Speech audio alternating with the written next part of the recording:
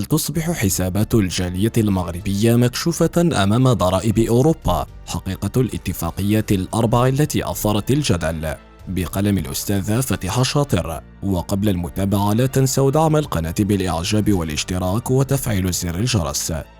أثارت مصادقة المغرب على اتفاقية دولية مرتبطة بتبادل المعلومات الضريبية موجة من القلق في أوساط المغاربة المقيمين بالخارج، بعدما انتشرت تسجيلات ومنشورات تزعم أن الإدارة الضريبية الأوروبية ستتمكن قريبا من الاطلاع بصورة آلية على حسابات الجالية البنكية ومدخراتها وعقاراتها داخل المملكة. وتحولت المسألة خلال أيام إلى مصدر خوف حقيقي لدى عدد من أفراد الجالية، خصوصا ممن راكموا مدخرات في الأبراك المغربية واقتنوا مساكن وعقارات لمساعدة أسرهم والاستعداد للعودة إلى البلاد. وذهب بعض المتداولين إلى التحذير من ضرائب جديدة ومتابعات أوروبية قد تطال الأموال الموجودة في المغرب، غير أن هذه الرواية خلطت بين آليات ضريبية مختلفة وقدمت اتفاقا موجها إلى الشركات متعددة الجنسيات وكأنه نظام جديد لمراقبة حسابات الأفراد. الاتفاقيات التي نوقشت تندرج ضمن التعاون الدولي الرامي إلى تعزيز الشفافية ومحاربة نقل الأرباح والتهرب الضريبي الذي تمارسه بعض المجموعات الاقتصادية الكبرى عبر توزيع أنشطتها وفروعها بين عدة دول،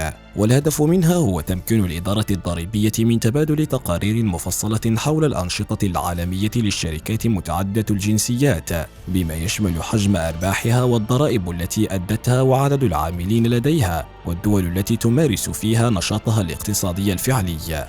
وأكدت السلطات المغربية أن الاتفاق المعني لا يطبق على الأفراد أو الأشخاص الطبيعيين، ولا يشمل المغاربة المقيمين بالخارج، بل يخص الأشخاص المعنويين، وبصورة أدق المجموعات متعددة الجنسيات التي يتجاوز رقم معاملاتها السنوي 750 مليون يورو. وهذا السقف المالي يوضح طبيعة الفئة المستهدفة، فالحديث لا يدور عن مهاجر يحول جزءا من راتبه إلى أسرته، أو يحتفظ بمدخراته في بنك مغربي، أو يقتني شقة في مدينته الأصلية، وإنما عن مجموعات اقتصادية عملاقة تحقق معاملات بمئات الملايين من اليوروهات وتمتلك شركات وفروعا موزعة على عدة دول. وبالتالي لا تعني المصادقة على هذه الاتفاقيات أن المغرب سيقدم تلقائيا إلى فرنسا أو بلجيكا أو هولندا أو إسبانيا لوائح بأرصدة كل فرد من أفراد الجالية، كما لا تعني فرض ضريبة أوروبية جديدة على الأموال الموجودة في الأبناك المغربية.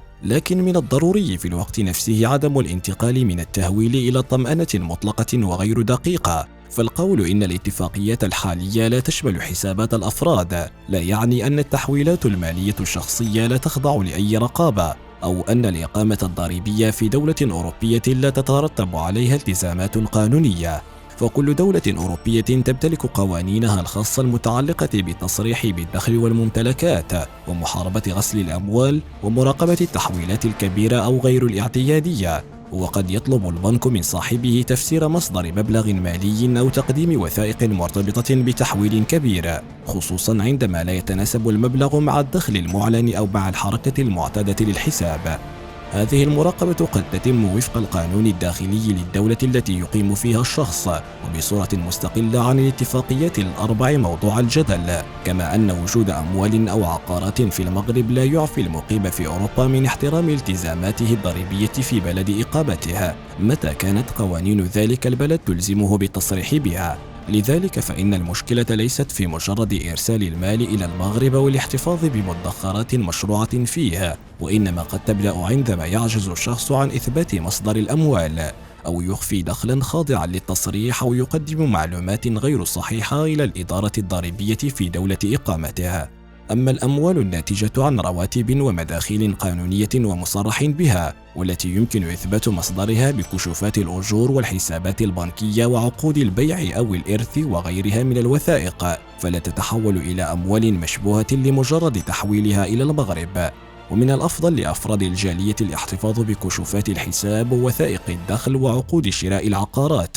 وإثباتات التحويلات وأي مستند يوضح مصدر المبالغ المهمة، فالشفافية والوثائق هما أفضل حماية في مواجهة أي سؤال قد يطرحه بنك أو جهاز ضريبي. كما ينبغي التمييز بين اتفاقيات منع الازدواج الضريبي وبين الاتفاقيات الخاصة بالشركات متعددة الجنسيات، فالأولى تنظم كيفية فرض الضرائب على الدخل بين دولتين لتجنب أداء الضريبة نفسها مرتين، وقد تشمل الأشخاص الطبيعيين بحسب كل اتفاقية. أما الاتفاق الذي أثار الجدل أخيرا فيرتبط بالمجموعات الاقتصادية الكبرى ولا يستهدف حسابات المواطن العادي. وتكشف الضجة التي رافقت الملف عن ضعف التواصل المبكر حول الاتفاقيات ذات الطابع التقني، فعندما تترك المصطلحات القانونية المعقدة دون شرح تصبح التسجيلات المجهولة والمنشورات المثيرة أكثر تأثيرا من المعطيات الرسمية، ويتحول مشروع لمحاصرة تهرب الشركات الكبرى إلى مصدر خوف لدى عامل أو متقاعد يحتفظ بمدخرات محدودة في بلده.